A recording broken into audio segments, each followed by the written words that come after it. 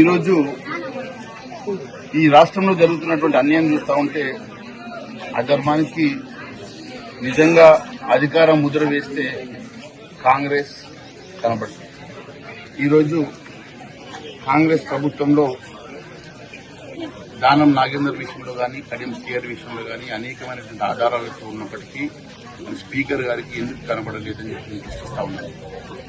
మీరు ఒకసారి చూస్తే వేలాది మంది సమక్షంలో టీఆర్ఎస్ ఎమ్మెల్యేగా కాంగ్రెస్ పార్టీ నామినేషన్ వేసి వేలాది మంది చూస్తుండగా లక్షలాది మంది విట్నెస్ చేస్తుండగా మరి నామినేషన్ వేసినటువంటి దానం నాగేందర్ గారి విషయంలో కూడా వారికి మరి ఎక్కడ కూడా ఆధారాలు కనపడతలేదంటే ఇంతకన్నా ప్రజాస్వామ్యాన్ని కూని చేసినటువంటి సంఘటన గతంలో ఎన్నడూ ఈ భారతదేశంలో చూడలేదు.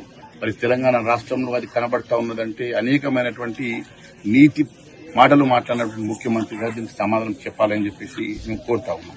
మీరు ఒకసారి చూస్తే ఈరోజు న్యాయం జరగాల్సిన పీఠం మీద నుంచి అన్యాయానికి తీర్పు ఇచ్చినటువంటి స్పీకర్ గారు కూడా మరొకసారి ఆలోచన చేయాలా. ఈరోజు మీరు ఒక తీర్పు ఇచ్చారు, మేము ఇంకా న్యాయస్థానంలో దీని మీద పోరాటం చేస్తాం. న్యాయం ఖచ్చితంగా ప్రజాస్వామ్యంలో న్యాయానికి పీట వేయడానికి మేము ఖచ్చితంగా పోరాటం చేస్తామని చెప్పి తెలియజేస్తా ఉన్నాను. అంతేకాదు ఈరోజు జరుగుతున్నటువంటి ఈ సంఘటన చూస్తూ ఉంటే ఏ ప్రజలైతే ఓట్లేసేసి గెలిపించారో ఆ ప్రజల గొంతుకు వస్తా ఉన్నారు. ప్రజాస్వామ్యాన్ని పూర్తిగా కూని చేస్తా ఉన్నట్టుగా చాలా స్పష్టంగా కనబడతా ఉంది. నేను అడుగుతా ఉన్నాను, ఈరోజు ఈ రాష్ట్రంలో మరి దానం నాగేంద్ర గారు కడియం శ్రీహరి గారితో పాటు అనేక మంది ఎమ్మెల్యేలు ఈరోజు ఒక పార్టీ నుంచి గెలిచి మరో పార్టీకి కండువా కప్పుకొని ఈరోజు కాంగ్రెస్ ఎమ్మెల్యేలుగా చలామణి అవుతూ వారు కండువాలు కప్పుకొని తిరుగుతున్నా కూడా స్పీకర్ గారికి ఎందుకు కనబడతలేదు, ఎందుకు వారికి ఆధారాలు మరి ఇవన్నీ ఆధారాలుగా కనబడతలేవో దానికి ప్రజలకు సమాధానం చెప్పాలి. ఈరోజు మీరు అధికారంలో ఉన్నది కదా అని చెప్పేసి ఈరోజు ఇష్టానుసారంగా వివరిస్తే ప్రజలన్నీ గమనిస్తా ఉన్నారు. ఖచ్చితంగా మీకు బుద్ధి చెప్పే రోజు త్వరలో ఉన్నాయని చెప్పి తెలియజేస్తా ఉన్నాను. మరి ఇంతటి చీకటి రోజు తెలంగాణ రాష్ట్రంలో మన గతంలో ఎన్నడూ చూడని విధంగా ఈరోజు పూర్తిగా ప్రజాస్వామ్యాన్ని అపహాస్యం చేసినటువంటి స్పీకర్ గారు ఈరోజు చరిత్రలో మిగిలిపోతారని చెప్పి నేను తెలియజేస్తా ఉన్నాను.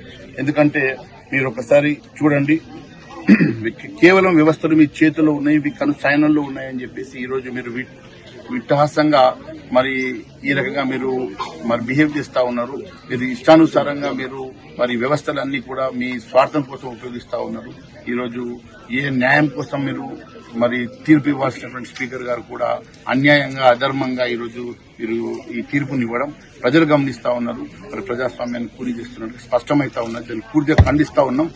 ఈరోజు దానం నాగేందర్ గారు కూడా మహేశ్వర్ రెడ్డికి ఏం సంబంధం అంటున్నారు. నేను ఒక శాసనసభ్యుడిగా భారతీయ జనతా పార్టీ పక్ష నాయకుడిగా ఈ ప్రజాస్వామ్యాన్ని కూని చూస్తూ ఊరుకోలేక నేను న్యాయం జరగాలని మరి మీరు ఏ రోజైతే ఒక పార్టీ నుంచి గెలిచి మరొక పార్టీ నుంచి పోటీ చేయడానికి నామినేషన్ ఫైల్ చేశారో దాని తర్వాత నేను ఖచ్చితంగా ఈ ప్రజాస్వామ్యాన్ని పరిరక్షణ చేయాలన్న ఉద్దేశంతో నేను ఈరోజు న్యాయస్థానంలో కూడా పోరాటానికి భారతీయ జనతా పార్టీ తరఫున నేను మరి పిటిషన్ ఫైల్ చేసినాను. ఖచ్చితంగా ఆ అంశం మీద మేము ఇంకా ముందుకు వెళ్తాం.